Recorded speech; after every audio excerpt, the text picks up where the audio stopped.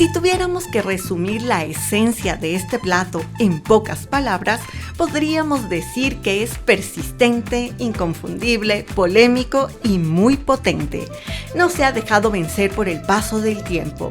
Es cierto que cada vez se prepara menos, pero sigue presente en manos de porfiadas cocineras. Hay pocas cosas que se le parecen en sabor y apariencia. Tal vez por eso tiene fanáticos fieles y al mismo tiempo provoca resistencia en algunos comensales. Nos dimos a la tarea de buscar pistas sobre su origen, entender cómo llegó a los fogones y ver cómo poco a poco sus ingredientes se transforman en este potaje tan particular. También queremos descubrir por qué hay paladares que no se le resisten. Nos vamos hasta la cocina para conocer un poco mejor al caldo de Huagrasinga.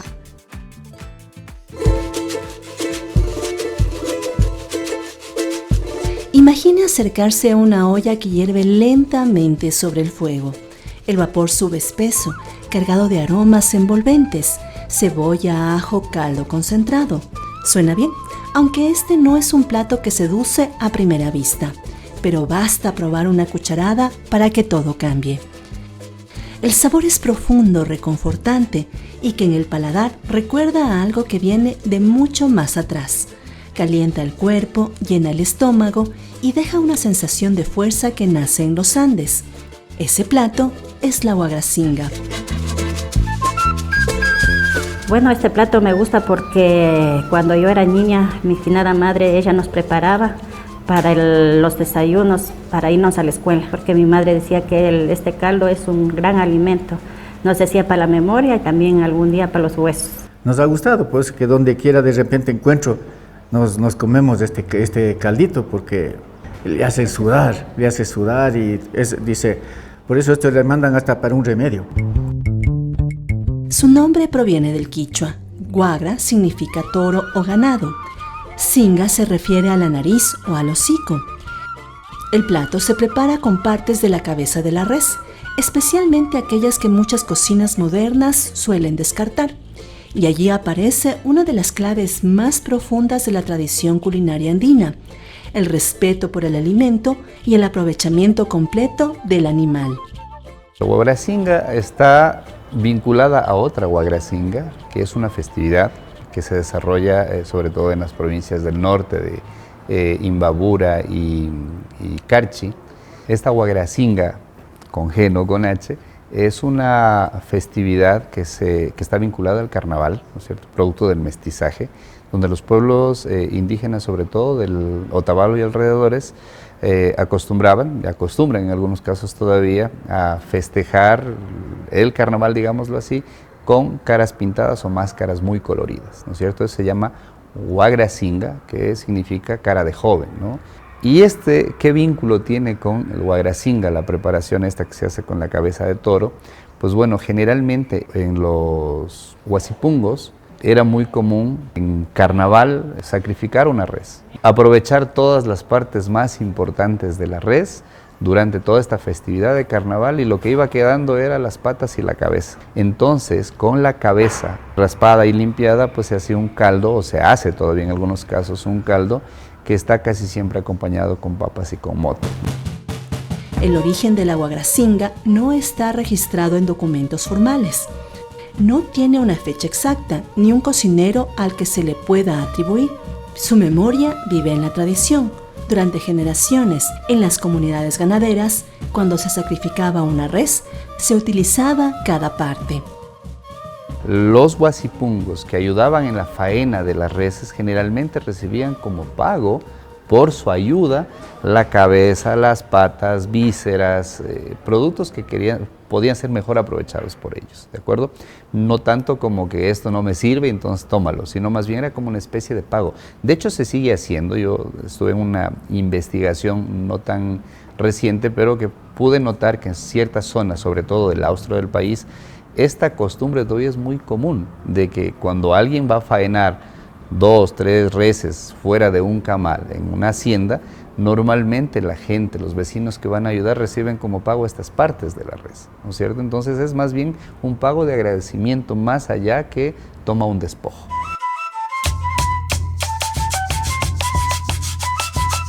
Ya es una tradición que la tengo desde mi abuelita. En el amanecer se levantaba, cocinaba la guagracinga y toda leña obviamente. Ahí mismo le ponía el motecito y todas las magias que ponía la abuelita en la comida ancestral. Para mí representa la unión familiar y sobre todo sentía una buena alimentación porque siempre nos decía, esto es para tu bien, come. Y nosotros de chiquitos comíamos apuradísimos porque nos levantaban en la mañana para luego ir a la escuela. Entonces así fue que la guagracinga se hizo ya parte de nosotros. Ahí aprendimos que el plato no es solo una comida, sino también es nuestra salud y también el amor que ella ponía al cocinar toda la madrugada.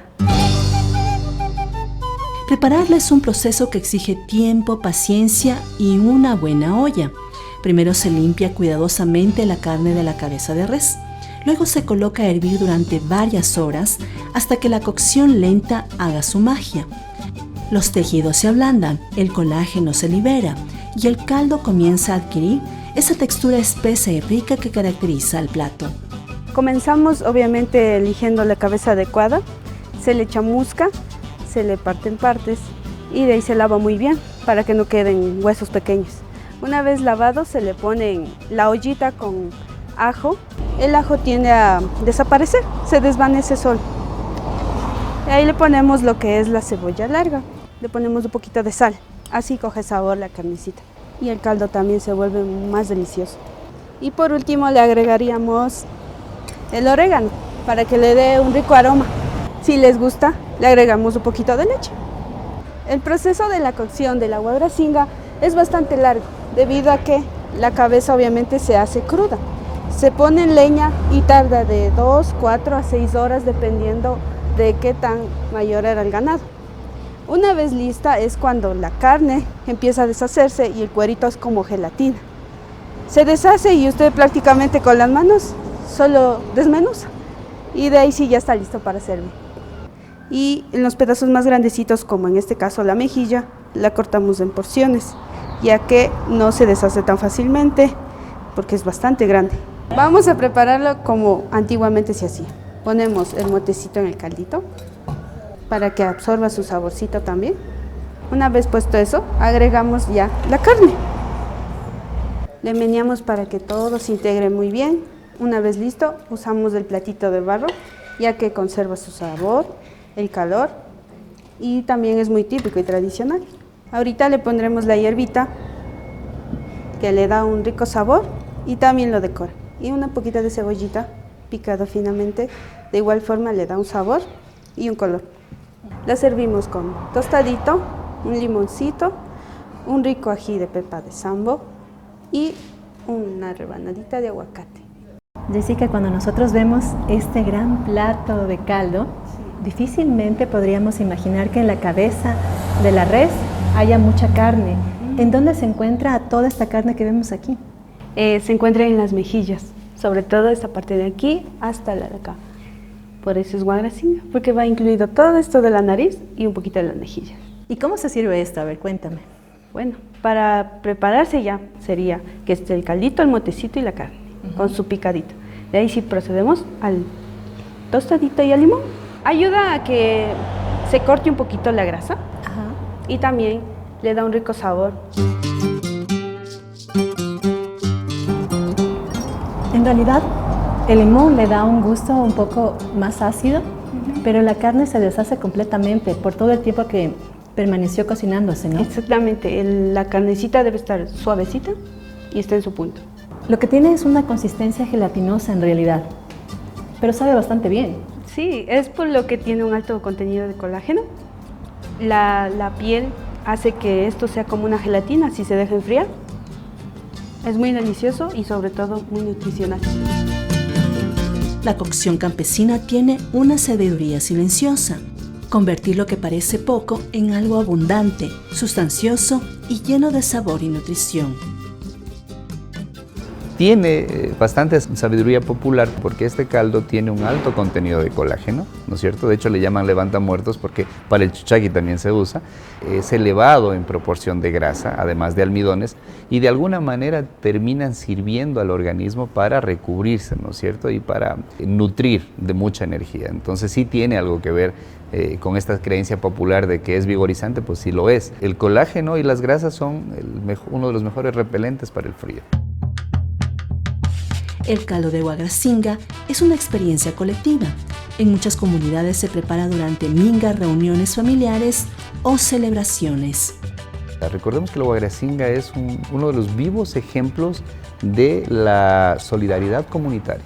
Eso casi siempre se han hecho en festividades más grandes porque una cabeza tranquilamente puede rendir para 20 personas o más. No es común, no es popular, muy distante de ser un plato que se puede encontrar en cualquier hueca de cocina ecuatoriana, es muy difícil. De hecho, cada vez hay menos, lastimosamente. Y yo creería que es básicamente por eso, porque es súper complicado que una familia vaya al mercado y véndame una cabeza de res, es muy difícil eso. Y otra, que cada vez nos vamos distanciando de aquellos platos que puedan causar una sensación susceptible a personas que pueden ser sensibles, ¿no es cierto? Dicen, no, es una cabeza, ¿cómo voy a comer una cabeza de un animal? Entonces, eso también creo que de alguna manera ha ido contribuyendo a que cada vez la gente le vea menos como una opción de alimentación. Como ocurre con muchos platos antiguos, también hay creencias que acompañan a la Huagracinga. Los mayores solían decir que este caldo da fuerza al cuerpo. Se recomendaba para empezar una larga jornada de trabajo o para enfrentar el frío de las madrugadas andinas. Vienen las personas de la tercera edad, personas que están embarazadas, personas para usar para los huesos, es bueno para el calcio de los huesos, las personas que están en chuchaqui. También se toman los calditos de carne y eso se comen con limoncito y esos son los que vienen y nos hacen más delgazo del caldito este. Le ponemos la avena con el agüita y eso le licuamos. Esto es para que el caldito se especie un poco, no quede tan aguado. Le vamos poniendo en la olla, de ahí ponemos lo que es la cebollita, la carnecita y el mote y eso ya se va hirviendo. El ajito. Según lo que va hirviendo, le va cogiendo el sabor. Se cocina la carne 6 horas. Entonces, sí es un proceso largo. Entonces, es un alimento, es lo que le produce el alimento y usted le hace sudar cuando come el caldito.